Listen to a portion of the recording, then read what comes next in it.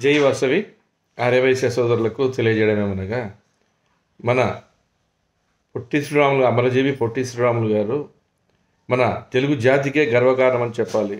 ఎందుకంటే మన ఆర్యవైశ్యుడిగా పుట్టి నిజంగా 58 రోజులు నిరాహార దీక్ష చేసి ఆయన చనిపోవడం అనేది మన తెలుగువారు ఎంతో గర్వించదగ్గ విషయము.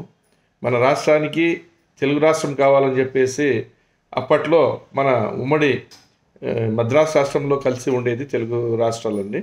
అప్పట్లో మన పొట్టి శ్రీరాములు గారు మన భూభాగం వచ్చేసి 58% ఉంది, మన తెలుగువారు వచ్చేసి 48% ఉన్నారు.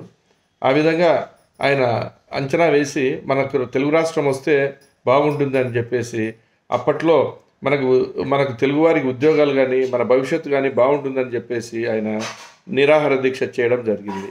ఆ విధంగా ఆయనకు మనము ఏం సాధించాము అనుకుంటే మనం అనుకుంటే మన మనసులో ఏం సాధించాము అనుకుంటే మనమైతే ఏం సాధించలేదు. సాధించిన వారి కోసం మనము అయితే మన ఆర్యవైశ్యుడిగా మనం అందరం ఆర్యవైశ్య సంఘాలు, ఆర్యవైశ్య యువజన సంఘాలు పొట్టి శ్రీరాములు గారికి తప్పకుండా నివాళులు అర్పించాలి.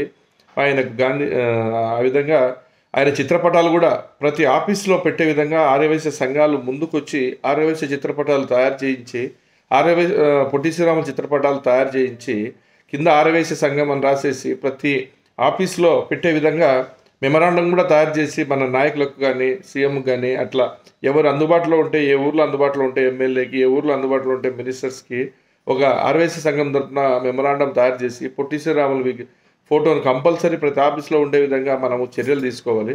దానికి తగ్గట్టు ఫొటోస్ కూడా మన ఆర్యవైశ్య సంఘం నుంచే ఎవరైనా డోనర్స్ ఉన్నా కూడా అట్లా ఎవరైనా డోనర్స్ ద్వారా డబ్బులు తీసుకోలేదు, ఆర్యవైశ్య సంఘం ద్వారా డబ్బులు తీసుకొని చిత్రపటాలన్నీ ఒకటే విధంగా తయారు చేసి వీలైనంత వరకు మనమే అక్కడ హోల్ శీల కొట్టించి మనమే అక్కడ చిత్రపటాన్ని ఆవిష్కరిస్తే చాలా బాగుంటుందని అనుకుంటున్నాను.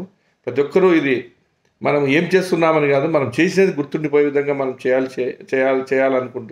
అనుకోవాలి. ఆ విధంగా ప్రతి ఒక్కరూ ఈ ఆర్యవైశ్య సంఘాలు ప్రెసిడెంట్లు ప్రతి ఒక్కరూ ఇది వాయిస్ చూసి ప్రతి ఒక్కరూ నెక్స్ట్ కల్లా అమల్లోకి తీసుకొని రావాలని కోరుకుంటున్నా. ఇట్లా కోవెలకుంట్ల ఆర్యవైశ్య సంఘం ప్రెసిడెంట్ పెండెకంటి సుబ్రహ్మణ్యం. జై వాసవి.